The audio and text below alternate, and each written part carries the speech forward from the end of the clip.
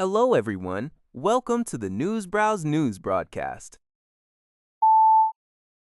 According to NBC News, Fox Corp announced on Monday its plans to acquire the video streaming giant Roku, along with its namesake channel and customer data, in a transaction valued at $25 billion overall.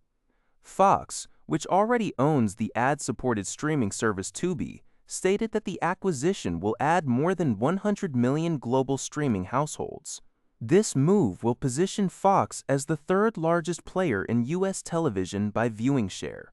According to Nielsen data, the Roku channel currently commands 3% of all streaming viewership in the United States, ranking fifth behind YouTube, Netflix, Disney, and Amazon Prime Video. Roku is set to continue operating as a standalone platform and remains a primary access point for other streaming apps on televisions.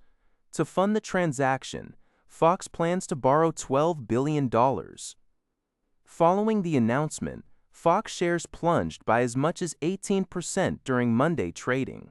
Investors expressed concerns over the acquisition's high cost, which represents an 11% premium on Roku's closing share price from the previous Friday. On Tuesday evening, an earthquake with a preliminary magnitude of 5.5 struck eastern Japan, impacting areas including Tokyo.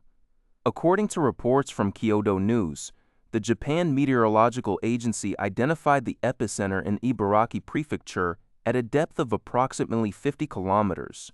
The quake registered a lower 5 on the Japanese seismic intensity scale in neighboring Gunma and Saitama prefectures, and a 4 in Ibaraki.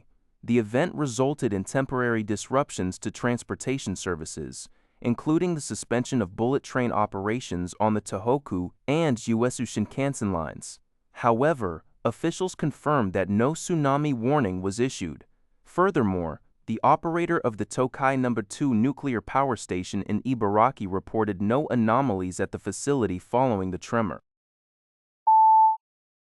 According to a report by Sinchu Daily, Chinese President Xi Jinping met with Myanmar's President Aung Hlaing at the Great Hall of the People in Beijing on June 16, 2026.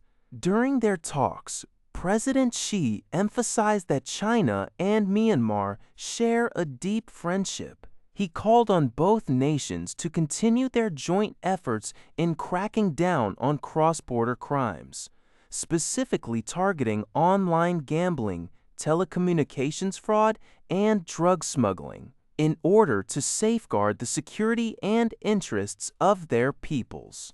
Xi also reiterated China's non-interference policy and expressed support for Myanmar's various factions to advance peace and reconciliation through dialogue, aiming for long-term stability in northern Myanmar.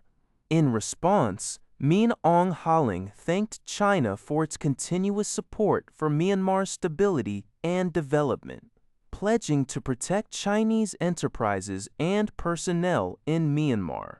Following the talks, the two leaders witnessed the signing of several bilateral cooperation agreements in transport and public welfare. Analysts suggest this state visit provides Aung Hlaing with a significant diplomatic boost, while Beijing remains focused on its strategic and economic interests, such as border security and resources. A Russian Tu-22 M3 strategic bomber crashed on Monday, June 15th in the Irkutsk region while conducting a routine training flight, according to the Russian Ministry of Defense and reports cited by the Epoch Times. The aircraft, which was not carrying ammunition at the time, went down in a field. Reports indicate that the crew managed to maneuver the plane away from residential areas before safely ejecting. All crew members survived the incident, and there were no reported casualties or damages on the ground. Videos circulating on social media show the aircraft in a steep descent before disappearing behind terrain and erupting into flames upon impact. Military officials have initiated an investigation into the cause of the crash. Analysts note that this is part of a trend, with an estimated 11 Tu-22 M3 bombers lost by Russia since 2022. That's all for this video. Thank you for watching. See you in the next video.